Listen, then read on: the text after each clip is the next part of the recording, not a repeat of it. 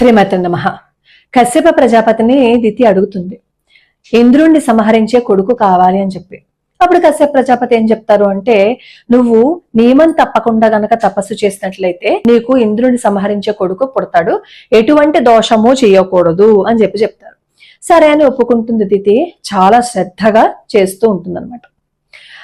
ఇంద్రుడికి భయం వేస్తుంది, అమ్మో ఏ తప్పు చేయకుండా ఏ దోషము చేయకుండా తపస్సు చేసేస్తుంది అని చెప్పి ఇంద్రుడు ఏం చేస్తాడు అంటే మారు వేషంలో దితి దగ్గరికి వచ్చి సపర్యలు చేస్తూ ఉంటాడు. దితి ఏమో ఒకరోజు అలసిపోయి ఒక చోట ఏమి రాసి ఉంటుంది అంటే మోకాళ్ళ మీద అలా నిద్రపోయిందని, ఇంకొక చోట పాదాలు పట్టుకుని నిద్రపోయిందని, ఇంకొక చోట ఏముంటుంది అంటే జుట్టు విరబోసుకుని నిద్రపోయింది అని. దోషం చెయ్యొద్దు, ఎప్పుడైతే దోషం చేసావో నీ కోరిక నెరవేరద్దు అని చెప్పి కశ్యప ప్రజాపతి చెప్పారు కదా. వెంటనే ఈ ఇంద్రుడు ఏం చేస్తాడు అంటే ఈ దితి గర్భంలోకి ప్రవేశించి లోపల ఉన్న పిండాన్ని సంహరించేస్తాడు అనమాట. సంహరించేస్తే దితికి మెలకు వస్తుంది. మెలకు వచ్చిన తర్వాత దితి బాధపడుతుంది. ఆ తర్వాత జరిగిన కథ మనందరికీ తెలుసు. అంటే మనకి అర్థమవుతున్న విషయం ఏంటి, జుట్టు విరబోసుకోకూడదు, ఉత్తి పుణ్యాన పాదాలు పట్టుకోకూడదు, మోకాళ్ళ మీద నిద్రపోకూడదు. అంటే మోకాళ్ళ మీద తల పెట్టుకుని నిద్రపోతూ ఉంటారు కొంతమంది, ఏడుస్తూ కూడా ఉంటారు. ఆ మూడు దరిద్రమైన పనులు అన్నమాట, దరిద్రానికి హేతువులు అని మనకి భాగవతం చెప్తోంది ఈ విషయం. అలాగే మన పెద్దవాళ్ళు కూడా చెప్తారు, జుట్టు విరబోసుకుని ఇంట్లో తిరగద్దని, దేవాలయానికి వెళ్ళొద్దు అని. ముఖ్యంగా నెలసరి 5వ స్నానం అయిపోయిన తర్వాత జుట్టు విరబోసుకుని బయటికి వెళ్ళొద్దు అని చెప్తారు. అలా బయటికి వెళ్తే సాయంత్రం వాళ్ళ ఇంటికి వచ్చేసరికి వాళ్ళలో ఖచ్చితంగా తేడా కనిపిస్తుంది. మనకి వాళ్ళ జుట్టు విరబోసుకుని వెళ్ళినందువల్ల ఈ తేడా వచ్చింది అని మనకి తెలియదు, కానీ ఖచ్చితంగా తేడా వస్తుంది. మనం క్లీన్ గా అబ్జర్వ్ చేస్తే ఆ విషయం మనకి అర్థమైపోతుంది. అలా జుట్టు విరబోసుకుని ఉండడం దేనికి హేతువో తెలుసా, దరిద్రానికి హేతువు. ఏడుస్తూ మనకి కష్టం వచ్చినప్పుడు ఇంక ఈ జన్మ ఎందుకురా అని ఏది పట్టించుకోకుండా అలా జుట్టు విరబోసుకుని ఏడుస్తూ ఉంటారు. అంటే జ్యేష్ఠాదేవి ఉంటుందన్నమాట. ఎవరైతే అలా జుట్టు విరబోసుకుని ఏడుస్తూ ఉంటారో అక్కడ ఆ జుట్టు విరబోసుకుని తిరుగుతున్న వాళ్ళ దగ్గర జ్యేష్ఠాదేవి ఉంటుందని చెప్తారు.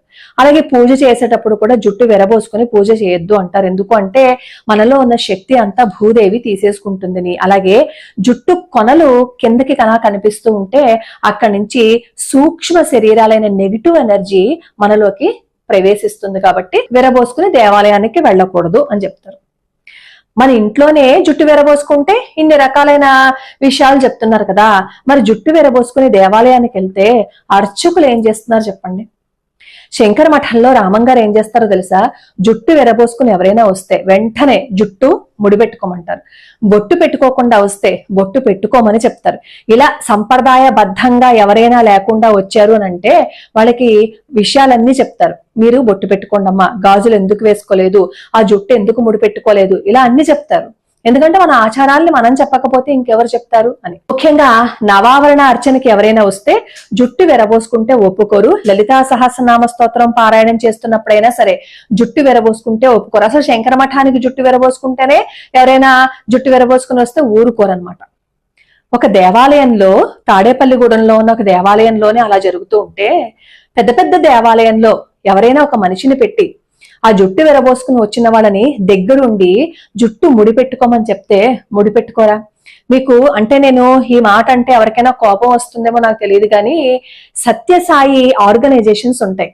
అక్కడ వాళ్ళు ఈ పమిటని ఇలా వదిలేసుకుని వెళ్తే వాళ్ళంతటా వాళ్ళు ఇంకొకళ్ళు వచ్చి ఇలా చుట్టూతా కప్పేసి వెళ్ళిపోతారు తెలుసా, ఇంకెవరిని అడగరు. అంటే ఒక డిసిప్లిన్ ని అలా నేర్పిస్తున్నారు.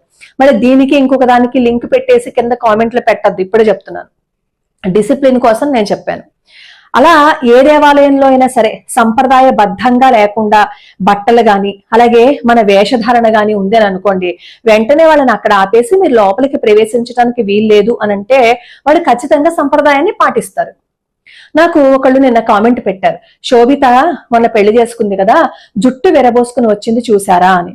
నిజంగా అది చూసినప్పుడు నాకు ఏమనిపించింది అంటే అక్కడ ఆ అమ్మాయిని తప్పుబట్టే కంటే కూడా అక్కడ వేద ఆశీర్వచనం చేస్తున్న అర్చకులు ఏం చేస్తున్నారు, ఆ అమ్మాయి కూర్చోటం కూడా బాసిం పట్టి వేసుకుని కూర్చోలేదు, పెడకాలు వేసుకుని కూర్చుంది. అంటే కాళ్ళు మడత పెట్టుకుని కూర్చుంది, అలాగే జుట్టు విరబోసుకుంది.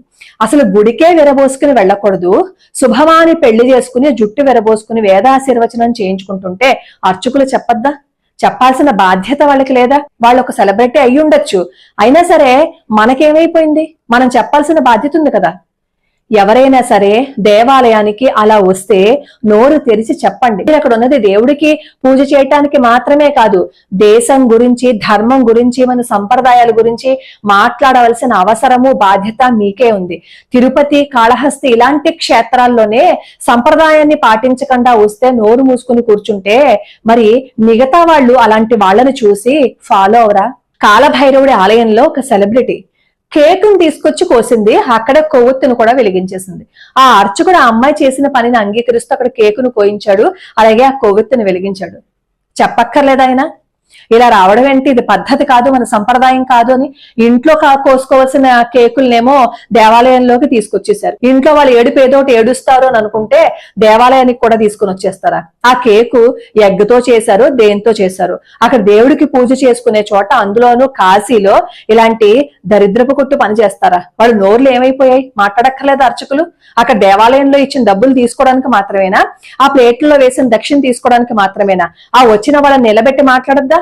చెప్పక్కర్లేదా? ఈసారైనా సరే ఇలాంటి అవకతవకలు జరిగితే నోరు విప్పి చెప్పండి. లేదు అంటే అర్చకులనే చాలా అసహ్యంగా మాట్లాడుతున్నారు, వాళ్లే పద్ధతులు పాటించట్లేదు, వాళ్లే ప్రోత్సహిస్తున్నారు, మరి మిగతా వాళ్ళు చేయకుండా ఉంటారా అని అడుగుతున్నారు. సంప్రదాయం పాటించకపోతే వాళ్ళు సెలబ్రిటీ అయినా సరే, సామాన్య మానవులైనా సరే నోరు తెరిచి చెప్పండి. మీకు ఆ వీడియో చూపిస్తాను చూడండి.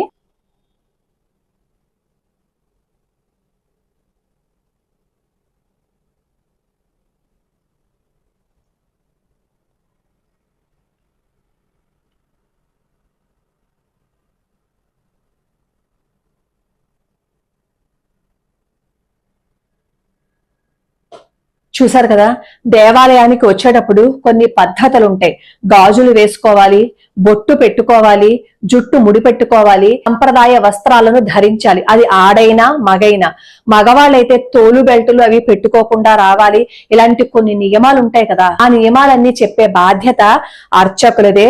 ఆ గుడిని అడ్మినిస్ట్రేట్ ఎవరైతే చేస్తున్నారో వాళ్ళదే. మనం మన సంప్రదాయాన్ని పాటించకపోతే పక్కవాడికి మనం లోకువైపోవట్లేదా? మనం ఏం పాటించాలో వాటిని వదిలేవేయబట్టే కదా ఇంకొకళ్ళు ఎంత అసహ్యంగా చెయ్యాలో అంత అసహ్యంగాను ప్రవర్తిస్తున్నారు. మన వాల్మార్ట్ లో కొన్ని ప్రొడక్ట్స్ అమ్ముతున్నారు, అవి చూస్తే ఎంత అసహ్యంగా అనిపించాయో తెలుసా? షార్టుల మీద, చెప్పుల మీద, ఆఖరికి బికినీల మీద, స్విమ్ సూట్ల మీద కూడా వినాయకుడి ప్రతిమలని వాళ్ళేమో చిత్రించేసి వేసుకుంటుంటే ఛీ భగవంతుడా అని అనిపించింది.